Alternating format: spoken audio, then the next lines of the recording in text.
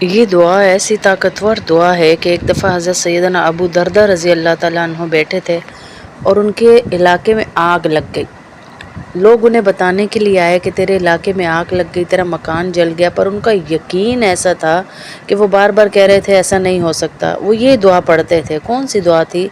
اللہم انت ربی لا الہ الا انت علیک توکلت وانت رب العرش الکریم ما شاء اللہ کان وما لم یشاء لم یکن ولا حول ولا قوة الا باللہ العلی العظیم اعلم ان اللہ علی کل شیء قدیر وان اللہ قد احاط بكل شیء علما اللہم انی اعوذ بک من شر نفسی ومن شر کل دابۃ انت آخذ بناصیتها ان ربی علی صراط مستقیم۔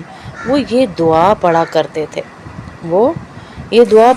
تھے تو اس آنے والے کو انہوں نے کہا، میں نہ کہتا تھا کہ میرا مکان نہیں جل سکتا، کیونکہ اللہ کے نبی صلی اللہ علیہ وسلم نے کہا جو صبح یہ دعا پڑھ لے شام تک اللہ ناگہانی آفتوں سے اس کی مصیبتوں سے اس کی حفاظت فرماتا ہے، اور جو شام میں پڑھ لے صبح تک اللہ اس کی ناگہانی آفتوں سے اور مصیبتوں سے حفاظت فرماتا ہے۔ کتنا بڑا اللہ کے نبی ہمیں یہ تحفہ دے کے چلے گئے ہیں۔